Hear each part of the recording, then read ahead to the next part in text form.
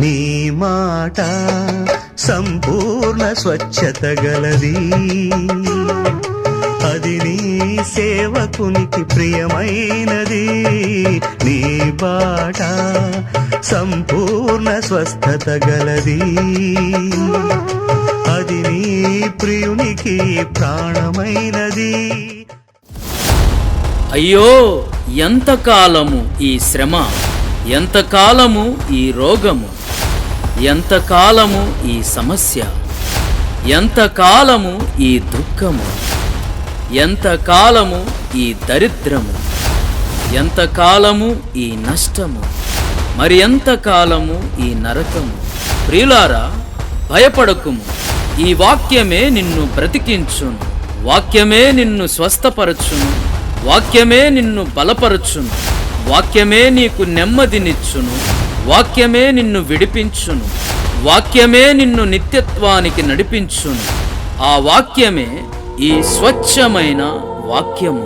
Christ ministries వారు నిర్వహించు 10వ ఆంధ్ర ఆశీర్వాద పండుగ 2026 ఫిబ్రవరి 5, 6, 7, 8 తారీఖులలో గురు, శుక్ర, శని, ఆది వారాలలో ప్రతిరోజు ఉదయం 10 గంటలకు, సాయంకాలం 6 గంటలకు LEM school ground, large centre, Guntur. ప్రతి ఒక్కరూ వేలాది మంది తరలిరండి, దైవాశీర్వాదాలు పొందుకొనండి. దేవుడు మిమ్ములను, మీ కుటుంబములను దేవుడు దీవించును గాక. ఆమేన్. Praise the Lord. మన ప్రభు అయిన యేసుక్రీస్తు ఘనమైన నామములో ఈ స్వచ్ఛమైన వాక్యం అనేటువంటి కార్యక్రమాన్ని వీక్షిస్తూ ఉన్నటువంటి మీ అందరికీ శుభములు తెలియజేస్తున్నాను. ప్రియమైనటువంటి సహోదరి సహోదరులారా, బాగున్నారు కదా? చాలా సంతోషం. మరొకసారి మిమ్మల్ని అందరినీ కూడా ఇటు రీతిగా మరి మీతో కలిసి దేవుని యొక్క వర్తమానమును పంచుకున్నట్టుకు దేవుడిచ్చిన ఈ మంచి తరుణాన్ని బట్టి దేవుణ్ణి నేను స్తుతిస్తూ ఉన్నాను. నా ప్రియమైన సహోదరి సహోదరులారా, ఈ స్వచ్ఛమైన వాక్యం అనే కార్యక్రమాన్ని వేలాది మంది ప్రజలు వీక్షిస్తూ ఉన్నారు. మా ద్వారా ప్రార్థన చేయించుకొని అనేకులు అద్భుతమైనటువంటి సాక్ష్యాలు వారు తెలియచేస్తూ ఉన్నారు. అందును బట్టి నేను దేవాతి దేవుని నేను ఎంతగానో స్తుతిస్తున్నాను. దేవుడు వారి పట్ల చేయుచున్న అనేకమైన మేలులు, అనేకమైన కార్యాలను బట్టి ప్రభువుని ఎంతగానో నేను మహిమపరుస్తూ ఉన్నాను. నిజమే, మీలో ఎవరికైనా ఆర్థిక ఇబ్బందులున్నా, అనారోగ్య పరిస్థితులు ఉన్నా, లేక కుటుంబములో ఎటువంటి సమస్యలు ఉన్నా, ఎటువంటి ప్రాబ్లమ్స్ ఉన్నా, మీరందరూ కూడా పైన కనబడుతున్నటువంటి ఆ ఫోన్కు మీరు మాకు కాల్ చేయండి. తప్పనిసరిగా మీకోసం మేము ప్రార్థన చేస్తాం. మేమే ఫోన్ చేసి మీ కొరకు మేము ప్రార్థన చేయటానికి మేము సిద్ధంగా ఉన్నాం. దిగులు పడవద్దు, భయపడవద్దు, జడియవద్దు. దేవుడు మన పక్షాన ఉన్నాడు. మనకు ఎల్లవేళలా ఆయన అద్భుతాలు చేయటానికి, ఆయన కార్యాలు చేయటానికి ఆయన ఇష్టపడుతూ ఉన్నాడు.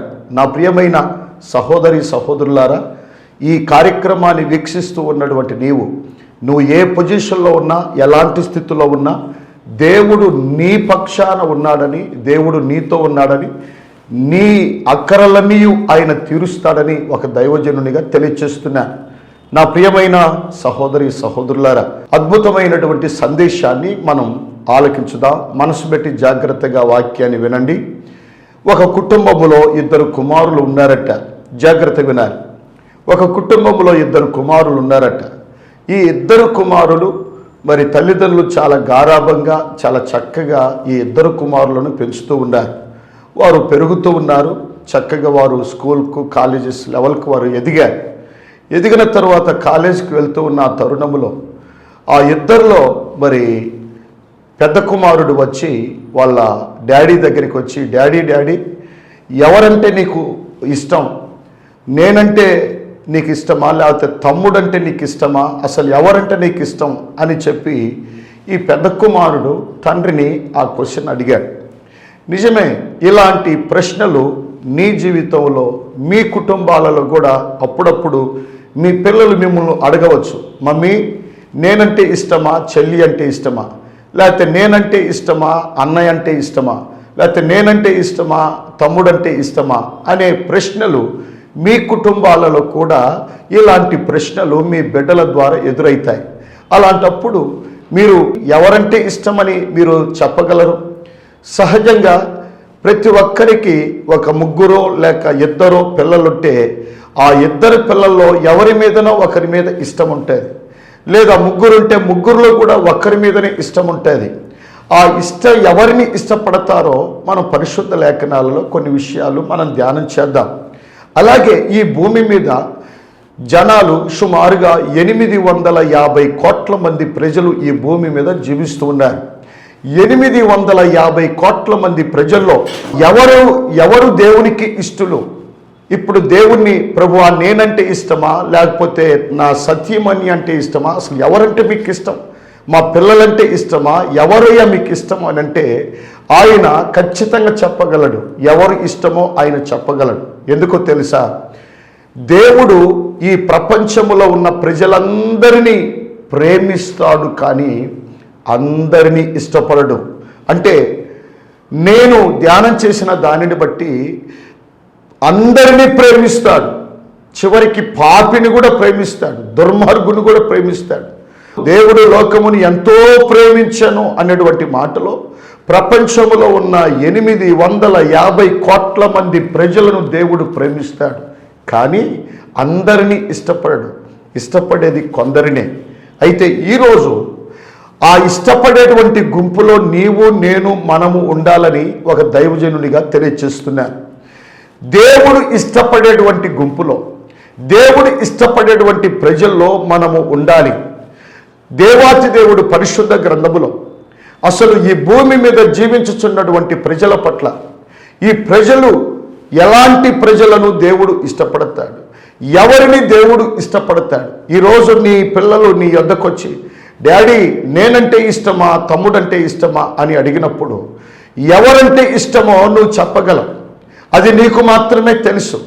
వారి యొక్క బిహేవియర్ను బట్టి, వారి యొక్క ప్రవర్తనను బట్టి, వారు ఎవరైతే నీకు అనుకూలంగా ఉంటారో, నీ మాట వింటారో, నీకు లోబడతారో, నీవు చెప్పినది ఎవరైతే చేస్తారో వారిని ఖచ్చితంగా నువ్వు ఇష్టపడతావు. నువ్వు చెప్పింది చేయకుండా, నీ మాట వినకుండా, నీ మాటను ధిక్కరించి, నీ మాటను ఎదిరించి, నీకు లోబడకుండా, నువ్వు చెప్పిన పని చేయకుండా తన ఇష్టానుసారంగా ప్రవర్తించుచున్నటువంటి కుమారుడు, వాడు పెద్దవాడైనా చిన్నవాడైనా ఎవడైనా, అలాంటి వ్యక్తిని నువ్వు ఇష్టపడవు. అతన్ని ప్రేమిస్తావేమో కానీ అతని నువ్వు ఇష్టపడవు. ఎందుకంటే నీవు చెప్పిన పని అతడు చేయలేదు, నీ మాట వినలేదు, తన ఇష్టానుసారంగా ప్రవర్తిస్తూ ఉన్నాడు. అలాగే భూమి మీద జీవించుచున్నటువంటి మనుషులలో ఎవరు దేవునికి ఇష్టలు అనే విషయాన్ని మనము ఈరోజు అద్భుతమైన సందేశాన్ని మనం విందాం. మనసు పెట్టి వాక్యాన్ని జాగ్రత్తగా వినండి. పరిశుద్ధ గ్రంథములో కొరింథీయులకు రాసిన పత్రిక 2వ పత్రిక 5వ అధ్యాయం 9వ వచనం మనం చూస్తే, కావున దేహమందున్నను దేహమును విడిచినను ఆయనకు ఇష్టలమై ఉండవలనని మిగుల అపేక్షించుచున్నాము. చాలు. అపోస్తలుడైనటువంటి పౌలు తన తీర్మానాన్ని తెలియచేస్తున్నాడు, తన మనసులో ఉన్న ఆలోచనను తెలియజేస్తున్నాడు. ఈ దేహమందు ఉన్నను దేహమును విడిచినను దేవునికి ఇష్టలమై ఉండవలనని మిగుల అపేక్షించుచున్నాము అని చెప్పి అద్భుతమైనటువంటి తీర్మానాన్ని తెలియజేస్తాడు. ఈ భూమి మీద జీవించుచున్నటువంటి పరిశుద్ధులైనా లేక సేవకులైనా సంఘస్థులైనా మరి ఎవరైనా కానీ, ఈ భూమి మీద జీవించుచున్న బిడ్డలు ఎవరైనా కానీ దేవునికి ఎవరైతే ఇష్టలుగా జీవిస్తారో వారి పట్ల దేవుడు చాలా దగ్గరగా ఉంటాడు. వారి పట్ల దేవుడు చాలా అద్భుతమైన కార్యాలు దేవుడు చేస్తాడు. మొట్టమొదటిగా మనము దేవునికి ఇష్టంగా బ్రతకాలి. ఇష్టంగా బ్రతకాలి అనే దానికి పౌలు చాలా అద్భుతమైనటువంటి తీర్మానాన్ని తెలియజేస్తున్నాడు. మేము దేవునికి ఇష్టలమై ఉండవలనని మిగులు అపేక్షించుచున్నాము అని అంటాడు. దేవునికి ఇష్టంగా బ్రతకాలని ఆయన ఆశ, ఆయన కోరిక. నా ప్రియమైనటువంటి వారలారా, పరిశుద్ధ గ్రంథములో మనం గమనిస్తే తన ప్రజలైన ఇజ్రాయేలీయులు ఆ దినాలలో దేవునికి ఇష్టంగా వారు జీవించలేకపోయారంట. పరిశుద్ధ గ్రంథములో మనం చూస్తాం. కొరింథీయులకు రాసిన మొదటి పత్రిక 10వ అధ్యాయం 5వ వచనములో మనం చూస్తే తన ప్రజలైన ఇశ్రాయేలీయులు దేవునికి ఇష్టంగా జీవించలేకపోయారని 10వ అధ్యాయం 5వ వచనములో చూడండి. అయితే వారిలో ఎక్కువ మంది దేవునికి ఇష్టలుగా ఉండకపోయిరి గనుక అరణ్యములో సంహరింపబడిరి. ఎస్, తన ప్రజలైన ఇశ్రాయేలీయులు అంటే తన ప్రజలే, తన బిడ్డలే. అయినను దేవునికి ఇష్టంగా వారు ప్రవర్తించలే, దేవునికి ఇష్టంగా వారు జీవించలే. తమ మనసుకు నచ్చినట్లుగా, తమ ఆలోచన ప్రకారంగా వారు ప్రవర్తించటం వలన దేవునికి విరోధంగా ప్రవర్తించారు. దేవుని మాట లెక్క చేయకుండా పలుమార్లు దేవుని నుండి వారు తొలగిపోయిన పరిస్థితులు మనం చూస్తూ ఉంటాం. దేవుని సేవకుని మీద సనిగిన పరిస్థితులు కూడా మనం చూడగలం. దేవునికి ఇష్టంగా జీవించకుండా, దేవునికి ఇష్టలుగా లేకుండా తమకిష్టం వచ్చినట్లుగా వారు ప్రవర్తించినటువంటి విధానాన్ని మనం చూడగలం. అయితే దేవునికి ఇష్టంగా వారు జీవించకపోవటం వలన అరణ్యములో వారు సంహరించబడ్డారు. అరణ్యములో వారి ప్రాణాలను వారు కోల్పోయారు. ప్రియమైనటువంటి వాళ్ళారా, నేటి దినాలలో ఈ స్వచ్ఛమైన వాక్యం అనే ఈ కార్యక్రమాన్ని వీక్షిస్తూ ఉన్నటువంటి నీవు దేవునికి ఇష్టముగా నీవు జీవించినట్లయితే దేవుడు నీ పట్ల చాలా గొప్ప కార్యాలు దేవుడు చేస్తాడు. దేవునికి ఇష్టంగా జీవించటం అంటే ఎవరిని దేవుడు ఇష్టపడతాడు, ఇది మనం తెలుసుకోవాలి. దేవుడు ఎవరిని ఇష్టపడతాడో పరిశుద్ధ గ్రంథంలో మనం చూస్తే చూడండి, సామెతల గ్రంథం 11వ అధ్యాయం 20వ వచనములో మనం చూస్తే, మూర్ఖ చిత్తులు యెహోవాకు హేయులు, యథార్థముగా ప్రవర్తించువారు ఆయనకు ఇష్టలు. ఎస్, మొట్టమొదటిగా ఎవరిని దేవుడు ఇష్టపడతాడంటే యథార్థవంతులను దేవుడు ఇష్టపడతాడు. ఉన్నది ఉన్నట్లుగా మాట్లాడే వారిని ఇష్టపడతాడు. లోపల ఒక మాట పైన ఒక మాట మాట్లాడే వారిని దేవుడు ఇష్టపడడు. క్రైస్తవుడు అంటే అవునంటే అవును, కాదంటే కాదు అన్నట్లుగా జీవించేవాడే క్రైస్తవుడు. ఆ విధంగా జీవించేటువంటి వ్యక్తులను దేవుడు తప్పనిసరిగా ఇష్టపడతాడు. అందుకే యథార్థముగా ప్రవర్తించు వారిని దేవుడు ఇష్టపడతాడంట. ఈరోజు నీ కుటుంబంలో నువ్వు నిజంగా యథార్థంగా నువ్వు ప్రవర్తించినట్లయితే, అవునంటే అవును, కాదంటే కాదు అన్నట్లుగా నువ్వు జీవించినట్లయితే, ఆ విధంగా నువ్వు ప్రవర్తించినట్లయితే, ఆ విధంగా నీ మాటలు ఉన్నట్లయితే ఖచ్చితంగా దేవుడు నిన్ను ఇష్టపడును గాక. నిన్ను కనినటువంటి నీ తల్లిదండ్రులు కూడా నిన్ను ఇష్టపడతారు. ఎందుకో తెలుసా? నీ నోట్లో నుండి ఒక్క అబద్ధము కూడా రాదు. నువ్వు ఏది కూడా మోసకరమైనటువంటి మాటలు పలకవు, ఏవి కూడా అబద్ధపు మాటలు చెప్పవు, ఇతరులను నువ్వు మోసం చేయవు. ఉన్నది ఉన్నట్లుగా నువ్వు మాట్లాడతావు, ఉన్న మాట ఉన్నట్లుగా నువ్వు చెబుతావు, అబద్ధము ఆడకుండా నువ్వు చెబుతావు. గనుక తల్లిదండ్రులు కూడా నీవంటే చాలా ఇష్టపడతారు. అంతేకాదు పరముననున్న తండ్రి కూడా ఆయన అద్భుతంగా ఇష్టపడతాడు. నా ప్రియమైన వారలారా, ఎవరిని ఇష్టపడతాడంటే నెంబర్ 1, యథార్థముగా ప్రవర్తించు వారిని దేవుడు ఇష్టపడతాడు అనేది పరిశుద్ధ గ్రంథములో మనము చూడగలం. అంత మాత్రమే కాదు, పరిశుద్ధ గ్రంథములో మరో మాట మనము గమనించినట్లయితే అక్కడే సామెతల గ్రంథం 12వ అధ్యాయం 22వ వచనములో చూస్తే, అబద్ధమాడు పెదవులు యెహోవాకు హేయులు, సత్యవర్తనులు ఆయనకు ఇష్టలు. సత్యవర్తనులు అనంటే సత్యమును అనుసరించువారు, సత్యములో బ్రతుకువారు, సత్యము ప్రకారంగా జీవించువారు. సత్యము అనగా వాక్యమే సత్యం. వాక్యానుసారంగా ఎవరైతే జీవిస్తారో వారిని దేవుడు ఇష్టపడతాడు. సత్య మార్గములో నడుచు వారిని దేవుడు ఇష్టపడతాడు. సత్య మార్గములో జీవించటమే కాదు, బ్రతకటమే కాదు, సత్య మార్గములో నడవాలి. సత్యవర్తనులను, నోట్లో నుండి అబద్ధాలు మాట్లాడే వారిని కాదు. చూసారా, ఏదైనా కానీ ఉండని ఉన్నట్లుగా సత్యము మాట్లాడేవారు, నిజము మాట్లాడేవారు, అబద్ధము చెప్పకుండా ఎక్కడైనా కానీ ఎవరైతే నిజము చెబుతారో, నిజము పలుకు వారిని దేవుడు అమితంగా ఇష్టపడతాడని దైవజనునిగా తెలియచేస్తున్నాను. ఈ రోజుల్లో నువ్వు లేస్తే అబద్ధాలు ఆడుతున్నావు, లేచింది మొదలుకొని ఎన్నో మార్లు అబద్ధాలతోనే కాలం గడుపుతున్నావు. ఎన్నో మార్లు అనేకులను నీ మాటల చేత ఇతరులను కించపరుస్తున్నావు, నీ మాటల చేత మోసం చేస్తున్నావు, అనేకులను ఎంతగానో బాధ పెడుతున్నావు. ప్రియమైనటువంటి వాళ్ళరా, ఆ విధంగా నువ్వు ప్రవర్తిస్తే దేవుడు నిన్ను ఇష్టపడడు అనేది తెలియచేస్తున్నాను. ప్రియమైన వారలారా, అంత మాత్రమే కాదు, పరిశుద్ధ గ్రంథంలో హెబ్రీలకు రాసిన పత్రిక 11వ అధ్యాయం 6వ వచనములో మనం చూస్తే, విశ్వాసము లేకుండా దేవునికి ఇష్టుడై ఉండుట అసాధ్యము అనే మాట మనము చూడగలం. చూసారా, విశ్వాసము కలిగినటువంటి వారిని దేవుడు ఇష్టపడతాడు. ఈ రోజుల్లో చాలా మందికి విశ్వాసం అనేది లేదు. విశ్వాసం అంటే అర్థం కూడా తెలియకుండా ప్రవర్తిస్తూ ఉన్నారు. విశ్వాసము అనున్నది నిరీక్షింపబడు వాటి యొక్క నిజస్వరూపమును అదృశ్యమైనవి యున్నవనుటకు రుజువునై ఉన్నది అని చెప్పి 1వ వచనములో మనం చూడగలం. ప్రియమైనటువంటి వాళ్ళారా, విశ్వసించు, దేవుని యందు విశ్వాసము కలిగి ఉండు. దేవుడు తప్పనిసరిగా నీ విశ్వాసాన్ని బట్టి, నీలో ఉన్న విశ్వాసాన్ని బట్టి ఖచ్చితంగా దేవుడు నిన్ను ఇష్టపడతాడు.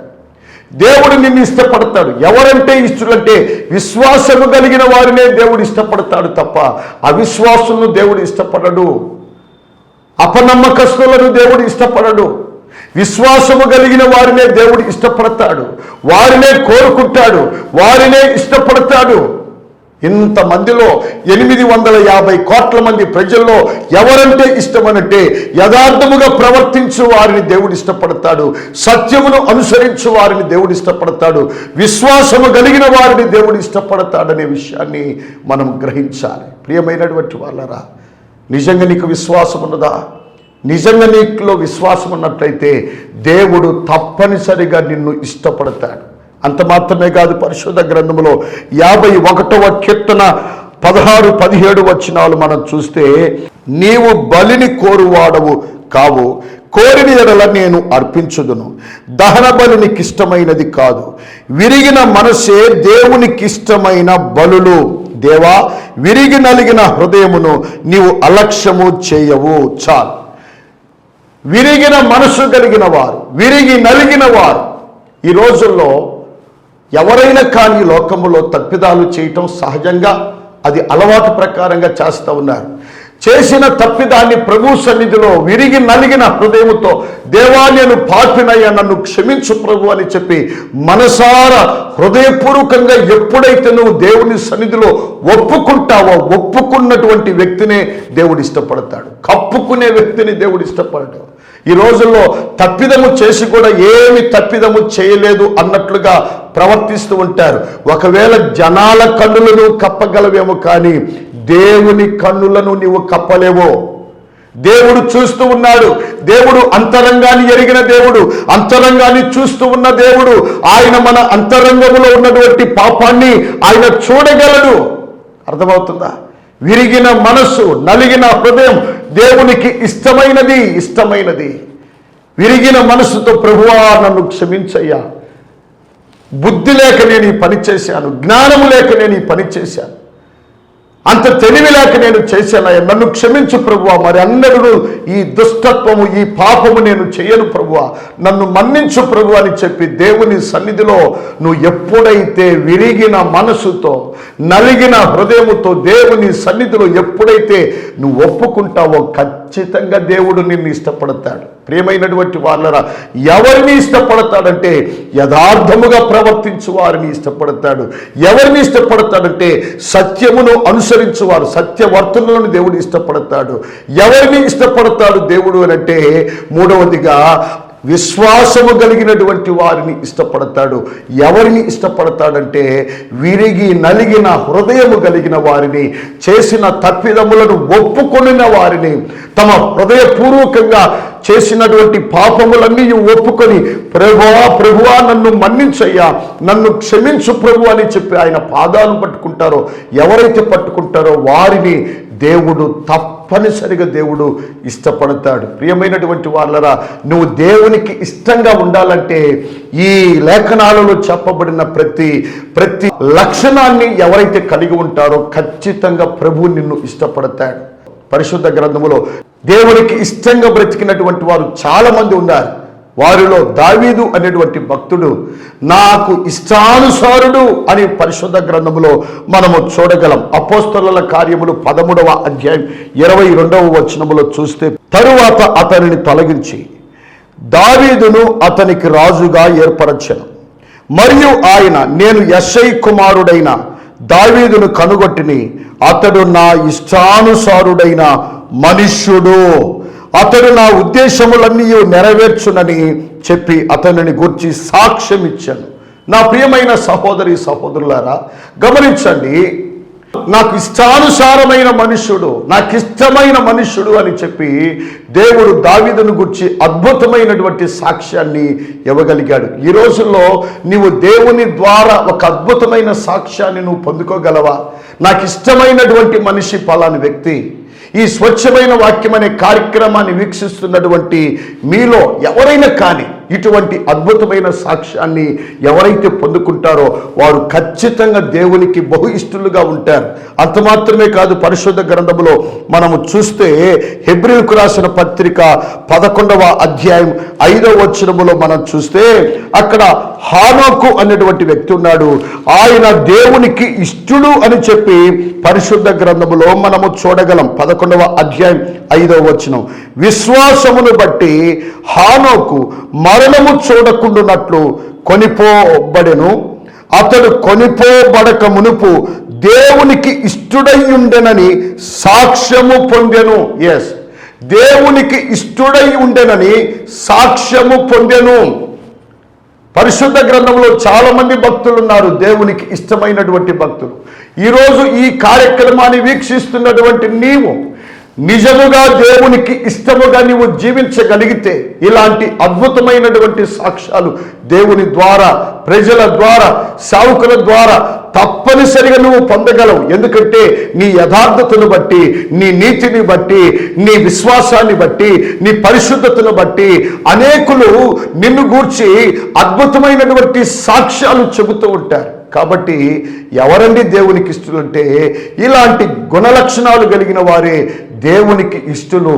దేవునికి ఇష్టంగా ప్రవర్తించినటువంటి వారు కూడా పరిశుద్ధ గ్రంథములో మనము చూడగలిగాం. అయితే నిజముగా నీవు దేవునికి ఇష్టడు అయితే దేవుడు నీ పట్ల చేయబోయే కార్యాలు అవేంటి అని మనం చూస్తే, నువ్వు దేవునికి ఇష్టంగా జీవిస్తే, చాలా మంది అంటారు, అయ్యా నేను దేవునికి ఇష్టంగా ఉంటే దేవుడు నాకేం చేస్తాడు, ఏం ప్రయోజనం, ఏమి లాభం అని కొందరు అడుగుతూ ఉంటారు. నిజంగా నువ్వు దేవునికి ఇష్టంగా ఉంటే దేవుడు నీ పట్ల చాలా అద్భుతమైనటువంటి మేలులు, చాలా అద్భుతమైనటువంటి కార్యాలు దేవుడు నీ పట్ల చేస్తాడు. ప్రసంగి గ్రంథము 2వ అధ్యాయం 26వ వచనములో చూస్తే, ఏలయనగా దైవ దృష్టికి మంచివాడుగా నుండువానికి దేవుడు జ్ఞానమును, తెలివిని, ఆనందమును అనుగ్రహించును. అయితే దైవ దృష్టికి ఇష్టడగువానికి ఇచ్చుటకై ప్రయాసపడి పోగు చేయు పనిని ఆయన పాపాత్మునికి నిర్ణయించును. ఎస్, నువ్వు దైవ దృష్టికి ఇష్టముగా ఉన్నట్లయితే నీవు పోగు చేయాల్సిన పనిలే, పోగు చేసే పనిని పాపాత్మునికి దేవుడు నిర్ణయించి, పాపాత్మునికి నిర్ణయించి వాడు పోగు చేసి నీ యొద్దకు వచ్చి నీకు ఇచ్చి వెళ్ళాల్సిందే. అర్థమవుతుందా? దేవుని బిడ్డలుగా, దేవునికి ఇష్టముగా నువ్వు ఉన్నట్లయితే నువ్వు ప్రయాసపడాల్సిన పల్లె, నువ్వు పరిగెత్తాల్సిన పల్లె. నువ్వు దేవునికి ఇష్టంగా ఉన్నట్లయితే నీ మనసులో ఏ కోరిక కలిగి ఉన్నా, ఏ ఆశ కలిగి ఉన్నా, ఎటువంటి అక్కర కలిగి ఉన్నా, నీ అక్కరలన్నీ, నీ కొరతలన్నీ, అవన్నీ కూడా వాటి కోసం నువ్వు పరిగెత్తటం కాదు, ఆ అవసరాల కోసం పరిగెత్తే వారికి పని పెడతాడు.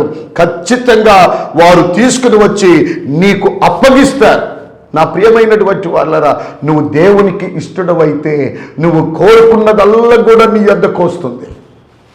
కొండ మీద కోతి కూడా దిగొస్తుంది అంటారు. నువ్వు దేవునికి ఇష్టడవైతే అది అందరిది కూడా నీకు అందేటట్లుగా ప్రభువు చేస్తాడు. నువ్వు దేవుడికి ఇష్టంగా నువ్వు బ్రతికినట్లయితే నువ్వు పొందలేనిది కూడా నువ్వు పొందుకునేటట్లుగా దేవుడు చేస్తాడు. నీ యొద్దకు దాన్ని నడిపిస్తాడు, నీ చెంతకు దాన్ని తీసుకుని వస్తాడు. దేవుడు అనుకుంటే ఏమంటావు? దేవుని యొక్క శక్తి, దేవుని యొక్క ప్రభావం అర్థం కావటం లేదు. దేవునికి ఇష్టంగా జీవించి ఒకసారి నువ్వు చూడు, దేవుడు ఎటువంటి వాటిని నీ యొద్దకు తీసుకుని వస్తాడు. నువ్వు ప్రయాసపడటం కాదు, ప్రయాసపడి పోగు చేసే పనిని పాపాత్మునికి నిర్ణయించి వాడు తీసుకొని వచ్చి ఏం చేస్తాడో తెలుసా? నీకిచ్చి వెళ్తాడు. నా ప్రియమైనటువంటి వాళ్ళరా, నువ్వు దేవునికి ఇష్టంగా జీవించు, దేవునికి ఇష్టంగా బ్రతుకు. నువ్వు ఏ అక్కర కలిగి ఉన్నా, ఎటువంటి అవసరత కలిగి ఉన్నా, అక్కర్లనియు అవసరాలనియు నీ యొద్దకు తీసుకొని వస్తాడు. అంత మాత్రమే కాదు, అంటే సర్వ సంపదలు నీ ఎద్దకు వస్తాయి, నీ అక్కర్లన్నీ తీర్చబడతాయి, నీ కొరతలన్నీ తీర్చబడతాయి. ఇది మొదటిది. రెండవది మనం గమనిస్తే, నువ్వు దేవునికి ఇష్టంగా ఉంటే దేవుడు నీ కుటుంబానికి పరిపూర్ణమైన సమాధానం దేవుడు నీకు దయచేస్తాడు. లోకాసు సువార్త 2వ అధ్యాయం 14వ వచనములో మనం చూస్తే, సర్వోన్నతమైన స్థలములలో దేవునికి మహిమయు ఆయనకు ఇష్టులైన మనుషులకు భూమి మీద సమాధానమును కలుగును గాక అని దేవునికి స్తోత్రము చేయుచుండెను. ఎస్, నా ప్రియమైన సహోదరి సహోదరులారా, నీవు దేవునికి ఇష్టముగా నువ్వు జీవిస్తే, దేవునికి ఇష్టముగా నువ్వు బ్రతికితే నీ కుటుంబములో సమాధానము నింపబడుతుంది. భార్య భర్తల మధ్య, అన్నదమ్ముల మధ్య, తల్లిదండ్రులు బిడ్డల మధ్య సమాధానముతో నింపుతాడు నీ కుటుంబాన్ని. నువ్వు దేవునికి ఇష్టముగా లేకుండా దేవుణ్ణి కష్టపెట్టే విధంగా నువ్వు బ్రతికితే, దేవుడు నొచ్చుకున్న విధంగా నువ్వు బ్రతికితే నీ ఇంట్లో ఎప్పుడు గలిబిలే. భార్య భర్తల మధ్య నెమ్మది ఉండదు, సమాధానం ఉండదు, సంతోషం ఉండదు. తల్లిదండ్రులు బిడ్డల మధ్య సమాధానం ఉండదు. ఎప్పుడు గొడవలు, ఎప్పుడు తగువులు, ఎప్పుడు సమస్యలే. ప్రియమైనటువంటి వాళ్ళరా, గమనించండి, దేవుడు నీ కుటుంబానికి అద్భుతమైనటువంటి సమాధానం దేవుడిస్తాడు. ఆయనకు ఇష్టులైన మనుషులకు భూమి మీద సమాధానం కలుగుతుంది. నీ కుటుంబంలో సమాధానం, నీ వ్యాపారంలో సమాధానం, నువ్వు ఎక్కడుంటే అక్కడ సమాధానం నీకు లభిస్తుంది. The kind of piece of mind అనేది నీకు కలుగుతుంది. ఆ సమాధానంతో కూడినటువంటి మనసు నీకు కలుగుతుంది. నా ప్రియమైనటువంటి వాళ్ళరా, నీకు నెమ్మదిగా నువ్వు జీవించాలన్నా, ప్రశాంతంగా నువ్వు జీవించాలి, సంతోషంగా నువ్వు జీవించాలి. నువ్వు దేవునికి ఇష్టంగా ఉంటే నీకు సమాధానం కలుగుతుంది. నువ్వు దేవునికి కష్టంగా జీవిస్తే మాత్రం నీ జీవితంలో అన్ని సమస్యలను ఎదుర్కోక తప్పదు. నా ప్రియమైనటువంటి వాళ్ళరా, అందుకే దేవునికి నువ్వు ఇష్టంగా బ్రతికితే దేవుడు అద్భుతంగా దేవుడు నిన్ను ఆదుకుంటాడు. అంతేకాదు, చివరికి ఒక మాట మీకు చూపిస్తాను. 2వ సమూయేలు గ్రంథం 22వ అధ్యాయం 20వ వచనములో మనం చూస్తే, నేను ఆయనకు ఇష్టుడను గనుక ఆయన నన్ను తప్పించెను. ఎస్, నువ్వు దేవునికి ఇష్టంగా నువ్వు జీవిస్తే, ఒకవేళ నిన్ను పాడు చేయటానికి దుష్టుడు కానీ దుష్ట సంబంధులు కానీ ఏ విధమైన సమస్యలు నీ మీదికి వచ్చినా వాటన్నిటి నుండి ప్రభువు నిన్ను తప్పిస్తాడు, వాటన్నిటి నుండి ప్రభువు నిన్ను విడిపిస్తాడు. గమనించాలి, నువ్వు దేవునికి ఇష్టంగా ఉంటే నీకు ఎదురవుతున్న ప్రతి అపాయం నుండి, ప్రతి సమస్య నుండి, ప్రతి కష్టము నుండి, ప్రతి కన్నీటి నుండి తప్పించి నీకు సంతోషాన్ని దేవుడు ప్రసాదిస్తాడు. నువ్వు దేవునికి ఇష్టంగా ఉండగలవా? దేవునికి ఇష్టంగా జీవించడానికి ప్రయత్నం చేయగలవా? ఖచ్చితంగా దేవుడు నీకు సంపదనిస్తాడు, సమాధానం ఇస్తాడు, సంతోషం ఇస్తాడు. ఈ 3 వన్స్ అగైన్, నువ్వు దేవునికి ఇష్టంగా నువ్వు జీవిస్తే సంపదను దేవుడు ఇస్తాడు. నెంబర్ 1. నెంబర్ 2, నీకు సమాధానం ఇస్తాడు. నెంబర్ 3, నీకు సంతోషాన్ని ఇస్తాడు. ఆయనకి ఇష్టంగా నువ్వు బ్రతికితే నిన్ను అన్నిటిలో నుండి తప్పిస్తాడు, ప్రతి సమస్యలో నుండి విడిపిస్తాడు, ప్రతి కష్టములో నుండి నిన్ను విడిపిస్తాడని దేవుని సేవకుడిగా తెలియచేస్తున్నాను. ఈ మాటలు మరి వినినటువంటి నీవు నీ జీవితంలో, ప్రభువా నేను నీకు ఇష్టంగా బ్రతుకుతాను నాయన, మీరు కోరినట్లుగా బ్రతుకుతాను నాయనని ఒక మంచి తీర్మానానికి వస్తే ఇప్పుడే కళ్ళు మూసుకొనండి. మీకోసం నేను ప్రార్థన చేస్తాను. తలలో వచ్చండి, కళ్ళు మూసుకొనండి. ప్రభువా, ఈ స్వచ్ఛమైన వాక్యాన్ని, ఈ కార్యక్రమాన్ని వీక్షిస్తున్న ఈ బిడ్డలను జ్ఞాపకం చేసుకున్నాయన. నా తండ్రి, ఈ రోజు నుండి నీకు ఇష్టమైన బిడ్డలుగా జీవించాలని ఒక బలమైన తీర్మానంతో ఉన్నారు. నా తండ్రి, ఎవరైతే ఈ వాక్యాన్ని విని ఒక మంచి తీర్మానంలోనికి వచ్చారో అట్టి బిడ్డలను మీరు దర్శించండి, అట్టి బిడ్డలను ఆయన మీరు దర్శించండి. నా తండ్రి, వారికి పరిపూర్ణమైనటువంటి ఆయా సంపదను, పరిపూర్ణమైన సమాధానమును, పరిపూర్ణమైన సంతోషాన్ని బిడ్డలకు దయచేయ. నా తండ్రి, సమాధానం లేని బిడ్డలకు సమాధానం దయచేయండి. అనారోగ్యముతో బాధపడుతున్న వారికి ఆరోగ్యాన్ని దయచేయండి. సంతానము లేని బిడ్డలకు సంతానాన్ని మీరు ప్రసాదించండి. ఉద్యోగము లేని బిడ్డలకు ఉద్యోగాన్ని మీరు దయచేయండి. సమస్యల చేత తల్లడిల్లిపోతున్న బిడ్డలకు సంతోషముని మీరు దయచేయండి. ఆ సమస్యల నుండి విడిపించండి. కోర్టు సమస్యల చేత తల్లడిల్లిపోతున్న బిడ్డలకు నాయన వారిని పరిపూర్ణంగా విడిపించండి నాయన. అయ్యా, ఈ వాక్యాన్ని వీక్షించిన ప్రతి బిడ్డను మీరు బలపరచమని, దీవించమని, ఆశీర్వదించమని యేసుక్రీస్తు ఘనమైన నామంలో ప్రార్థించి స్తుతించి వేడుకొనిస్తూ ఉన్నాను తండ్రి, ఆమేన్. నా ప్రియమైన సహోదరి సహోదరులారా, ఈ కార్యక్రమాన్ని వీక్షించినటువంటి మీలో ఎవరైనా కానీ ఇటువంటి కార్యక్రమాలకు మీరు స్పాన్సర్ చేయాలనుకుంటే తప్పనిసరిగా మీరు స్పాన్సర్ చేయండి. దేవుడు మిమ్ములను, మీ కుటుంబములను దేవుడు దీవించి ఆశీర్వదించును గాక.